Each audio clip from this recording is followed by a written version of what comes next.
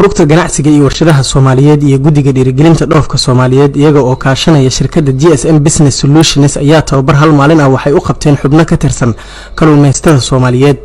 Tababarkan waxaa casharo ka bixinaya khubaro ka socday shirkadda GSM Business Solutions. Rugta Ganacsiga waa dalada matasha ganacsatada Soomaaliyeed waxna mar walba u dadaashaa sidii kor loogu qaadi lahaa aqoonta ganacsatada gaar ahaan kuwa wax soo saarka. Guddiga Dhiirigelinta Dhoofka Soomaaliyeed waxa uu ku dadaalaa sidii suuq caalami ah loogu heli lahaa waxyaabaha laga soo saaro dalka. GSM Business Solutions waa shirkad gaar loo leeyahay xarunteeduna tahay magaalada Muqdisho gacanna siisa ganacsatada Soomaaliyeed. Tababarkan arrimaha sida goonida ah diiradda loogu saaray waxaa ka mid ahaa sidii kor loogu qaadi lahaa dhoofinta kaluumeysiga Soomaaliya, wacyigelin ku saabsan ilaalinta fayadhowrka, helidda ruqsadda iyo sidoo kale helidda farsamooyin kaluumeysi oo casri ah oo u ogolaanaya kaluumeysatada Soomaaliyeed in ay wax u dhoofiyaan suuqyada caalamiga ah. Hagaajinta kaabayaasha kaluumeysiga. Furitaanka tababarkan waxa ugu horeyn ka hadlay Mudane Abdirahman Abdullah Galaanbi Ku-Xigeenka Guddomiyaha Rugta Ganacsiga iyo madaxa shirkadda GSM Business Solutions Maxamed Mukhtaar.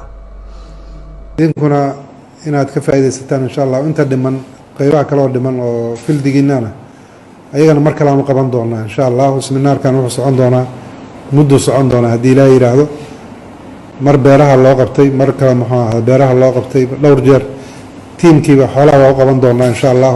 Tababarkan waxa uu qayb ka yahay tababaro loogu talagalay qaybaha wax soo saarka. Shirkadaha sida GSM Business Solutions waxa ay buuxiyeen kaalmo badan oo ka banaana qaybaha wax soo saarka oo aanan hay'adaha dawliga ah hadda aynan buuxin karin. Gabagabadii tababarka waxaa kaluumeysatada ay sheegeen inay diyaar u yihiin inay ka qayb qaataan dejinta qorshayaal iyo isbedel dhanka kaluumeysatada ah si kor loogu qaado dhoofka kaluumeysiga. waxaan halkaan uga soo qayb galnay seminar ay bixisay hay'adda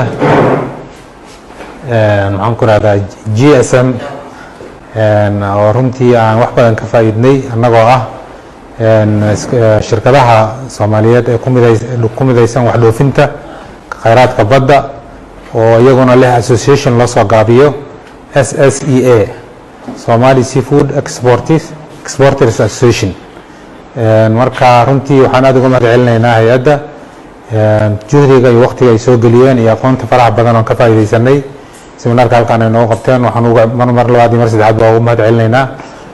waxaan kaloo rabnaa halkaas inaan ku soo dhaweyno iyagana inay nagala qayb qaataan sidii loo dhaqaajin lahaa associationkaas cusub oo ay leeyihiin dadka Soomaaliyeed oo dhoofiya wax soo saarka khayraadka badda Soomaalida si dalku wax u dhoofiyo oo dakhliina uga soo galo.